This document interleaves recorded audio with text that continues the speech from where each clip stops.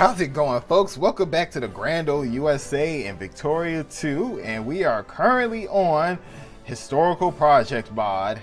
I think I forgot to mention that the last episode, but fuck it. This mod is awesome. Download it. I'm glad people told me to download it. This mod makes this game so much fresher. So, I believe we are still continuing to build up our sphere down here in South America. We pretty much are about to get the top three I wanted. We have Empire Brazil already under our belt. We got Colombia under our belt, and we are slowly but surely getting Venezuela. Right here, Central American states, I'm probably going to worry about them a little bit last. I kind of want to get Ecuador next, and then possibly Chile, and then move up to some of these Central American states, because Lord knows we'll need them for like any war with Mexico. They'll be Mexico is at war. Are they annexing though? Yep, they're annexing Los Altos. The outrage. Negotiate unequal treaty. Territorial war goals at least 75% fulfilled. Oh yeah, they are definitely about to win that. Alright, Webster-Ashburton Treaty. We have concluded a treaty with the United Kingdom resolving several long-standing border disputes between our nations. In particular, the treaty has established border between Maine and the British colony of New Brunswick. We'll gain Caribou. Gain Fort infamy from this. Maritime Union will gain Caribou as a core. Canada will gain Caribou as a core. United Kingdom, okay. Alright. This core, Grand Porters, New England loses core of this. Alright, let's just take this. So, we just gain Caribou up here. But we need to go take back the rest of Washington. Or the bloody redcoats.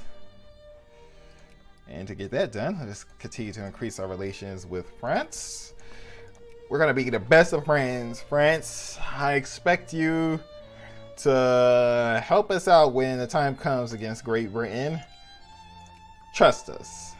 We will not betray you, France. At least not yet. And also, let's continue to increase our relations with the grand old Russian Empire. Now, what would truly amaze me is if the Soviet Union actually forms in this game. If this mod is like so far following a bit more of a historical route, which I am liking, and if that means in the early like 20th century, you see the Union of Soviet Socialist Republics, I will lightly jizz my pants. So, fifth great power. Let's actually see our score compared with other nations. A little bit ahead of Austria, quite a bit ahead of the declining Ottomans, excuse me. Spain, yeah, we're just about 5 points ahead of Austria. Prussia is about to do this thing. We are still, resigned to our little corner of the world here. Did not extend slavery. Yep. I actually should. Guatemala, we are allied to you. If Mexico gets up to any of its tricks, just know the United States will make an intervention force into northern Mexico. God bless the United States and everything we stand for. You guys still find the Brits? Yep, Brits are making land incursions over here. They're in Yunnan. They're about to take that over. Look at this vast empire, just Jesus. Then you got Shogunate Japan. I wonder when that is like Japan's gonna fully unify. I wonder if it's after, like maybe it's like a special event or something, or maybe they have to do that one. Oh, what was that war? What was this? Franz the First died. Emperor Franz the First of Austria-Hungary died, whereupon his mentally and physically impaired son Ferdinand I ascended the throne. Because of Ferdinand's inabilities, a so-called I am not even going to pronounce that. Secret government conference, including Clemens Winzen and First Metanarch, assumed day-to-day control of the government for him. Regents insisted on new emperor's legitimacy and declared him fit for rule with their guidance. Ferdinand's single coherent order is quoted to have been, "I am the emperor and I want dumplings." Oh Lord. German song! This is the fears of the Ottoman Empire. France expands. Alright. Just need to know. Anyway, what can I talk about right now? One thing I want to talk about, I suppose I could talk about what I would like to see in Victoria 3. Just the sheer possibilities, oh great, of after this. Slavery debate. The one issue that the founding fathers of our great nation were never able to answer conclusively was the question concerning the status of slavery within the Union. This inflamed debate has only gained traction in the years since the Revolution, and it is presently the singular most important issue on our country's political agenda. Some radical Southerners feel that there is no possible compromise to be found on the issue, and that secession is the only alternative to being dominated into emancipation by the central power in Washington. Should our Senate ever be in a position to force a political reform on the South, a 40% liberal upper house okay, that's what's the requirement. We can be certain that it will not happen without opposition. Okay. Interesting. But yeah, Victoria 3, all they have to do, Victoria 3, keep this base thing going, especially take ideas from this mod. Please take ideas from this mod, or at least work with the mod creator for this. But one of the things they could do, add even just a handful of features from Europa Universalis, such as something simple as, for example, triggering blockades with your Navy. Because the Navy in this game is only good for really two things. That's transport throughout the world and just fighting other navies. And once you become if you guys watched any of my previous Let's Plays on this campaign, once you get the largest damn navy in the world, it's really nothing anybody could do to you to even stop you, which I kind of find a bit funny. It's just I just use my navy as just a glorified transport fleet with just a shit ton of battleships and stuff. And the naval combat in Victoria 2 is kind of weird. It's the larger the fleet you have, the harder it is to coordinate with the fleet, and then you get the penalties involved and all that stuff. But what I would like to see is just something as simple as being able to set up blockades like you can do in EU4. For example, there is precedent for these blockades, such as in the First World War. The blockades helped fuck over Germany. Well, hell, both world wars, the blockades fucked over Germany. When Britain controlled the seas, they just fucking blockaded. They just fought a pitched battle with the Kriegsmarine. Can't really remember what that battle was called. I think it was fought over here. It was somewhere in this area it was fought. They fucked over the Kriegsmarine and they just went back to blockading Germany. Germany suffered greatly from a blockade because, as we all know, even though the German Empire is God's gift to Earth, it was not the most prosperous of lands. They had quite a bit, but they never have enough for a major war. Just the blockade. Just imagine, for example, I am playing United States and we fight United Kingdom.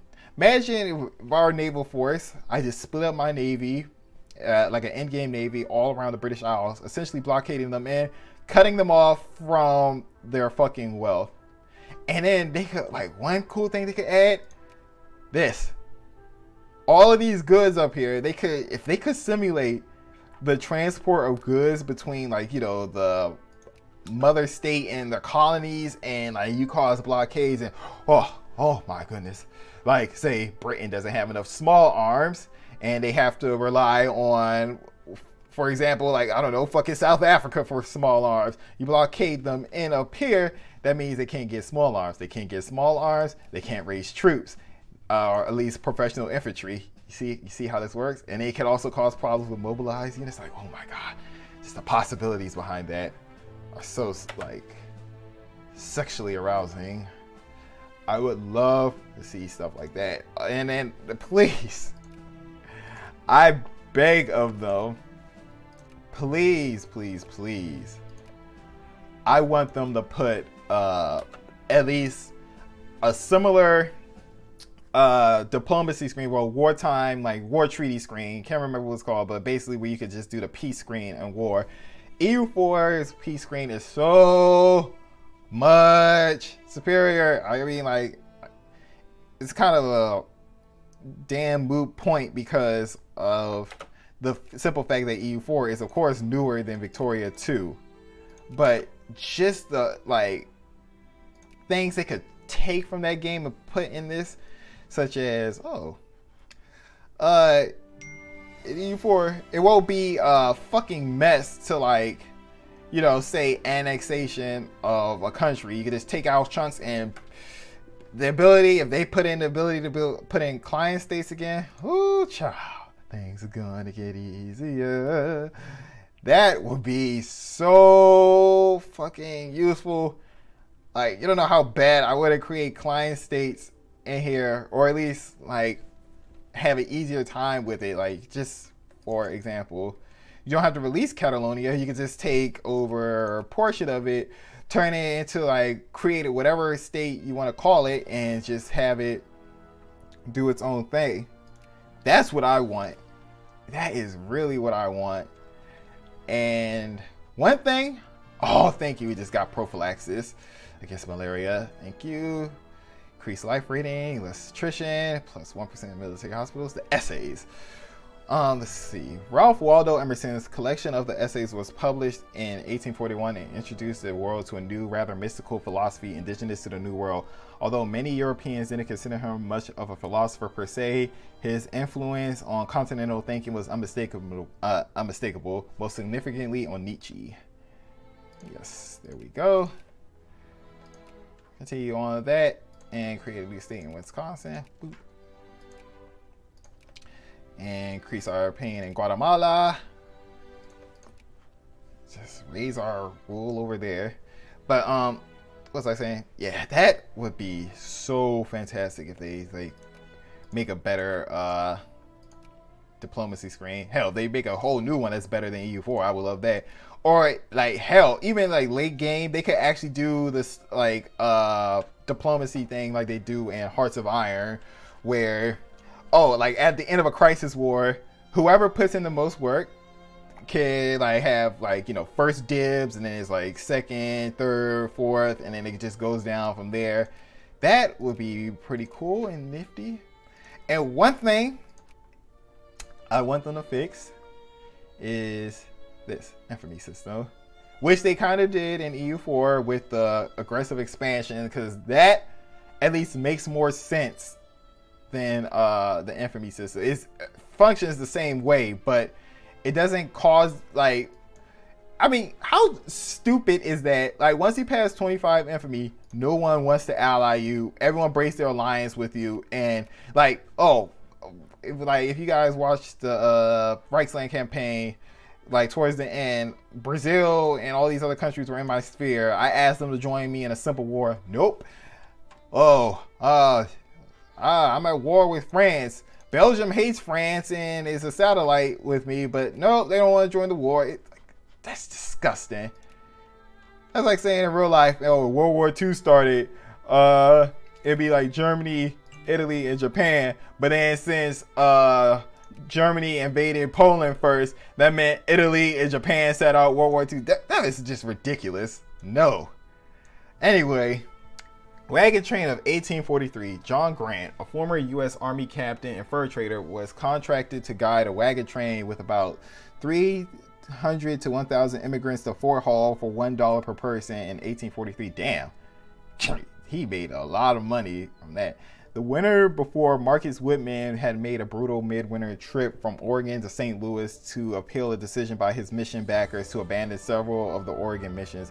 He joined the wagon train at the Platte River for the return trip. When the pioneers were told at Fort Hall by agents from the Hudson Bay's Company that they should abandon their wagons there and use pack animals for the rest of the way, Whitman disagreed and volunteered to lead the wagons to Oregon. He believed the wagon trains were large enough that they could build whatever road improvements they needed to make the trip with their wagons. The biggest obstacle they faced was in the Blue Mountains of Oregon, where they had to cut and clear a trail through heavy timber. Finally, they arrived in Oregon and settled on the land. And now Oregon is firmly in our hands. Yes, there we go. Now we have to, like I said, figure out what we're going to do about this abortion up here. Anyway. Build a naval base out here and increase our opinion with Guatemala. Let's start focusing on some Central American states. Boop. I actually am going to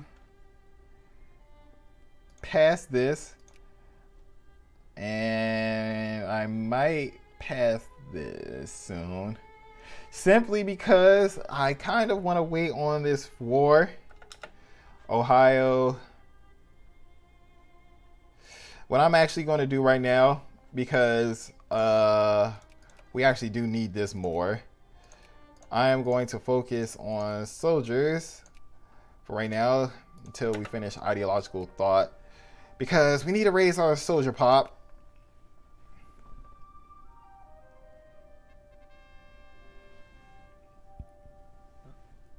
Okay, today in Massachusetts, a new Child Labor Law Act was passed, limiting children's work days to 10 hours and imposing severe restrictions on jobs they can do, as well as imposing mandatory school attendance. Several other states have passed similar laws after Massachusetts, and with this opportunity, we can make it into a federal law. Okay, so we could get 32 prestige. All pops in the United States where one of the following must be true are Yankee or Dixie, gain 3 militancy. Or we could do child labor restricted. And oops. Education efficiency will, okay, so we'll at least get a boost of that, so it'll be negative 3% instead of negative 10. Okay, let's just pass the reform. The 32 prestige, well, we take this. Okay, so let's see. This is actually a pretty good choice. We take this. We will hop over Austria.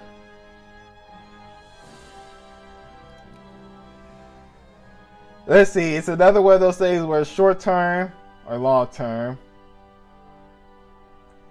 Let's go for that. Okay, let's just go for the long term decision. So be it.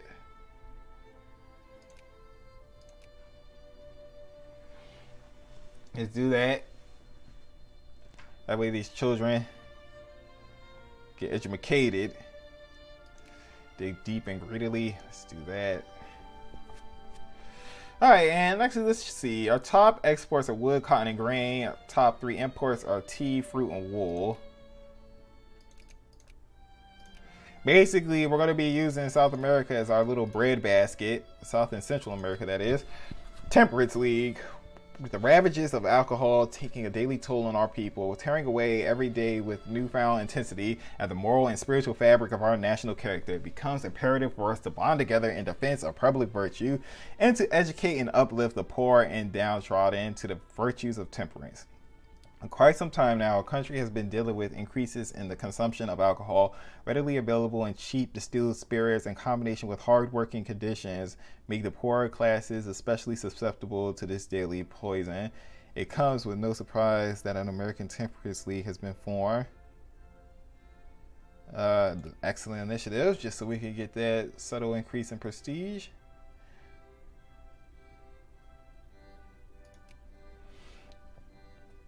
Yes, so let's do this and focus on our soldier population, United States of America. 6 have signed up, 9 have signed up, 28 have signed up, 4 stop being soldiers.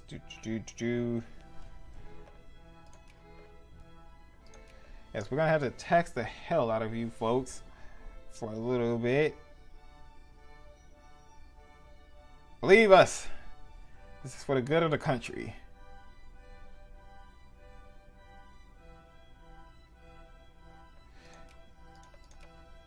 More railroad. The United States needs to grow and be prosperous. And nope, fuck off. England. Increase relations with you, France. And once again, increase relations with you, Russia. And I'm pretty sure the UK finished their war. Yeah, they finished their war. They took over Hong Kong. So yeah, there it goes. Hong Kong down here. And I wonder, okay, they got Port Arthur. Will they do the handover where Russia gets it? And then from there, it'll be like a situation where like Russia and Japan will go to war. I wonder if they'll have the Russo-Japanese War like displayed in here. There we go. Let's are making progress. Do not extend slavery.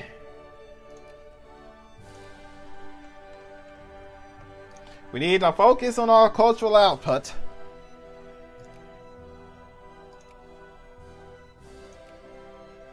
Once we get enough of that, we'll be able to handle most progress. I believe by 1870 we shall be on the correct footing. Combat medicine, that's also good.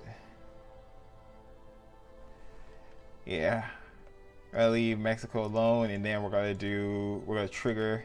Yeah, we gotta get nationalism, imperialism, just so we can get manifest destiny, because our destiny has to be manifest. So Guatemala is now within our sphere of influence. As you see, we're building up our little network down here. I want to make it a trial to anybody who wants to take on the United States. Now I just need the Austrian-Prussian brother war to occur. That way, the great powers in Europe will be busy dealing with each other, which is what we need. And once again, increase relations with you, Russia. Alright, so since that is done, how long will this take? 2 years.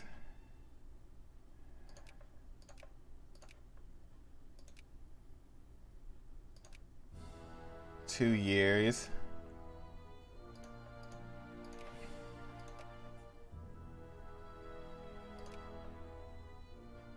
One.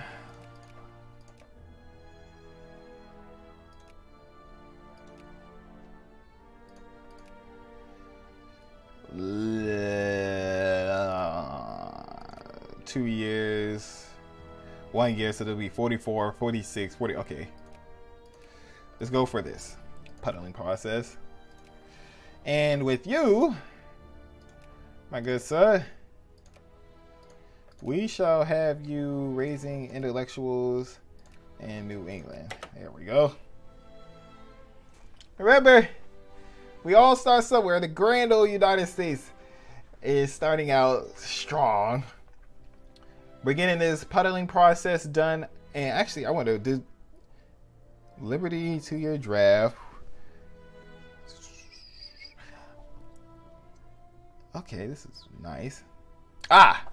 This is a thing I was about to say. Yes, one thing I would like to see in Victoria 3. Let's continue this conversation off after I got zoned out from this other shenanigans. But one thing I would like to see would be something akin to the devastation system in EU4. Say, like, you know, because the wars in this period were pretty, like, you know, like, as you get farther down the line from, like, about, what, 1870-ish, 1880-ish, that's when the war started really picking up in intensity and, like, bullshit. I think, like, you could consider the Russo-Japanese War as, like, the opening, like, what set the stage, and what you were about to see in World War One. Have something like, oh, when battles and stuff take place in a province or a state or something, it lowers it and it causes like chaos and like, you know, lower RGO output. It can actually cause like heavy damage to the economy of your country. Just something like, I mean, Victoria 2 is an economic game, so having stuff that can affect it can be pretty interesting. Let's see, slave market. We hold these truths to be self-evident, that all men are created equal and that they are endowed by their creator with certain unalienable rights, that among these are life, liberty, and the pursuit of happiness. The Declaration of Independence in 1776. The dank locale is dimly lit and reeks of sweat and unwashed bodies, cramped walls littered with chains and ropes, telltales of the trade that goes on in this auction house. One by one, blacks are shoved onto a small stage to stand, their hands tied while their auctioneer calls out the bids. Here, human beings are being herded like cattle to be sold into involuntary servitude, serfdom, and slavery. It's just like, so? And it's repulsive. Let's just do this. Repulsive. Consciousness is raising. Create a state in Florida. Do not extend slavery.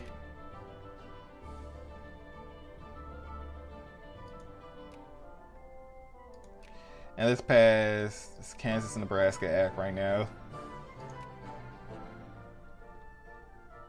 Okay, so there, our soldier pop is slowly rising.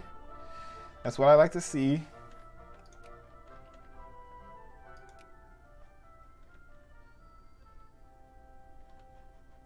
Okay.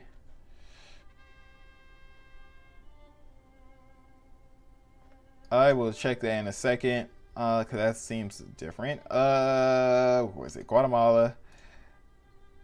Lower you down, and let's go start increasing our relations with Honduras. All right, so what does this say? Colonial wariness.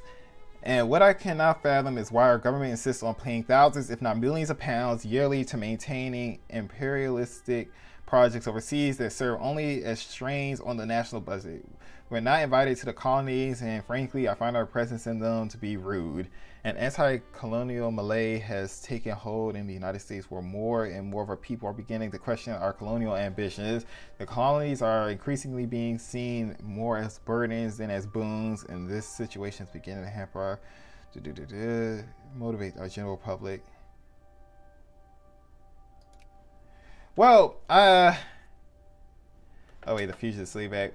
For starters, really, I think our only colony here is Liberia, and I kind of want them to remain our colony at least for a little while longer, just off the basis of the fact that, let's see, let's put a naval yard, a naval base down here. Just off the fact that we could, I kind of do want to colonize a little chunk of Africa, just maybe a little bit of Western Africa, and the Tukulor Empire is how you doing it right now. Yeah, just a little chunk. I'm not trying to take over much. It's just like, just to have a little possession and then give it away. Oh, Lord. So many wars. Let's see. Troublesome reports have arrived from Ireland of what appears to be widespread shortage in agricultural products, gripping the territory and establishing a situation of famine. So that's going on right now. The Oriental crisis. Egypt has been effectively independent of the Ottoman Empire for some time. Now that the independence has become all too apparent, the Ottoman mastery over the Orient is threatened. The Ottomans must either assert their dominance or admit their power is little more than an illusion. Yeah, Ottomans, what are you going to do about it? Well, Egypt just broke free. They're no longer a satellite or a dominion of the Ottoman Empire, and they're at war with the Ottoman and Britain. What in the hell? Okay, so the British intervention in Egypt. Ottoman Empire acquires all states with core provinces. Ooh. Ottoman Empire, Egypt becomes puppet. So, okay, so Britain is intervening down here to assist the Ottomans. Egypt has Spain as an ally. Don't really know what, like, how much Spain will do for them, but good luck. Let's see, the Fugitive Slave Act. Return of escaped slaves to their homes, doing so at least for some time. Calm. Yes, let's do this. Lower consciousness for a little bit. We still have to prepare our armed forces. Just a little bit of growth can help.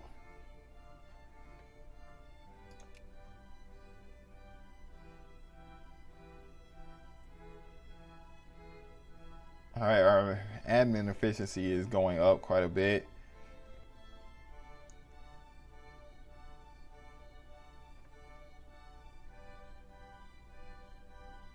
Okay, so, all right, Mexico, you're down here. Chemotherapy. Bavaria is now a great power. They eclipsed the Ottomans. Do we expect it? And we're dealing with Austria over our positions in the grand scheme of things. Increase relations with you, Russia.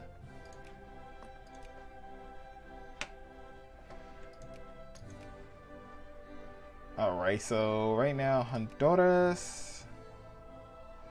Just keep chugging it up with you.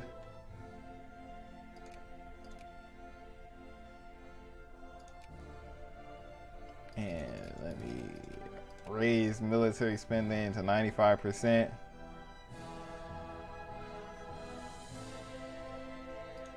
Come on, you bastards.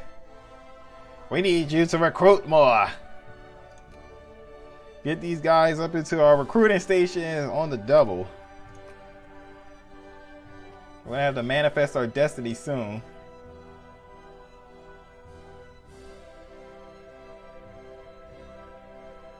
As we are promoting soldiers at a good, affordable rate. Now,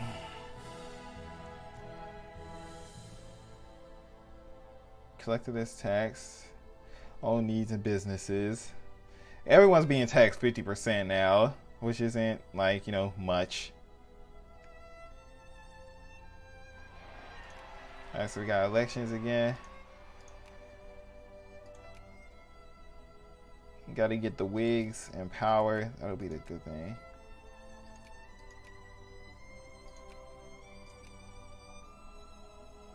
Okay, got this. Pretty much most of our thing is just going to be pulling in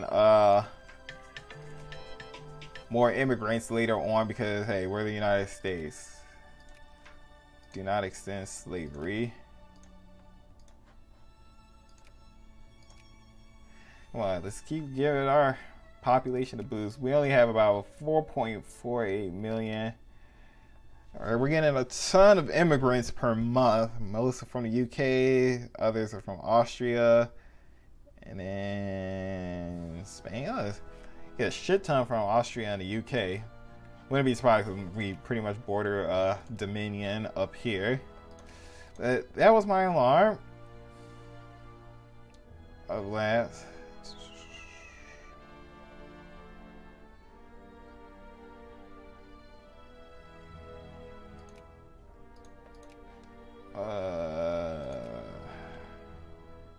How goes it down here? Are these actual states around here? The little Nile River? Oh my. I guess, well, you know, to split it all up. Yeah, the Brits have dropped down here in Eritrea. Ottomans are sandwiching them up north. Yeah, the Ottomans are asserting themselves. They are not going to let anything. Yeah, because I don't see any Spaniards. Oh, wait. They came, looks like the Spanish came through Morocco.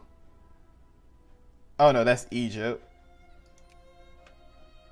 Oh, yeah, Spain doesn't really have Morocco at all.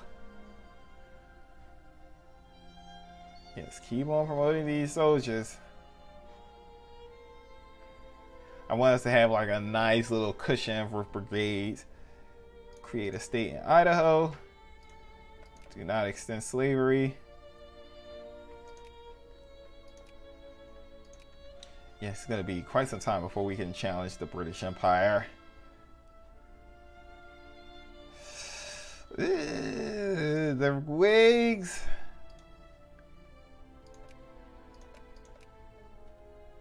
And wasn't there...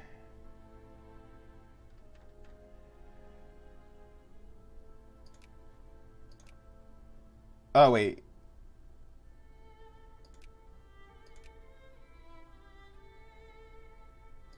Oh, wait. I thought that was something. So the Whigs. We get them... What's it? I'm sorry, but I can't remember. It's a couple days since I last hopped on this.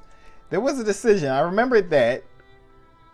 It was a decision in here that stated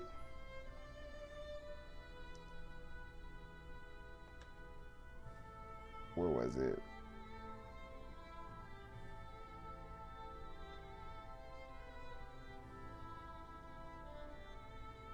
Okay, I could have swore there was a decision in here that said something about like setting up trade policy.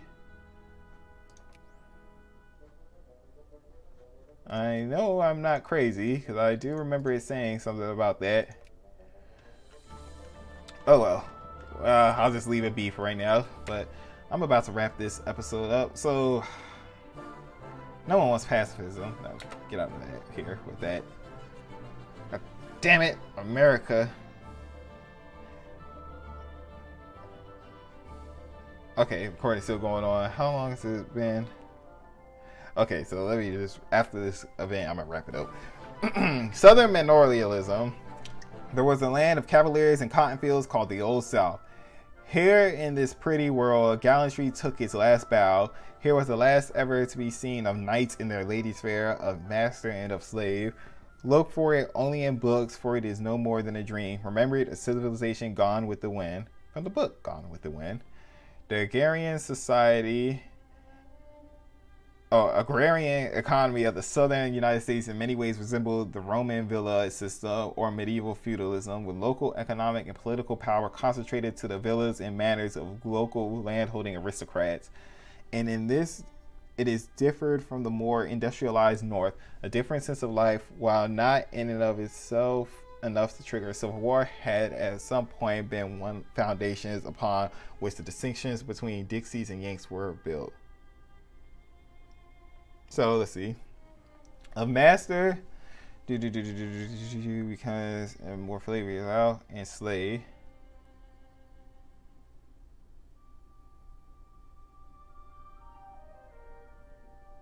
So Alabama lose consciousness.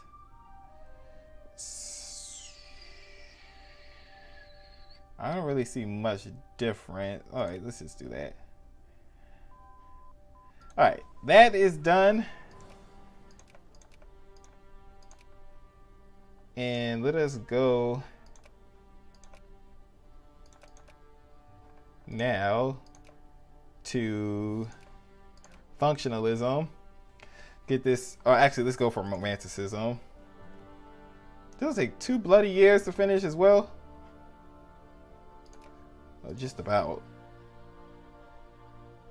I see, because this is the end of November. Okay.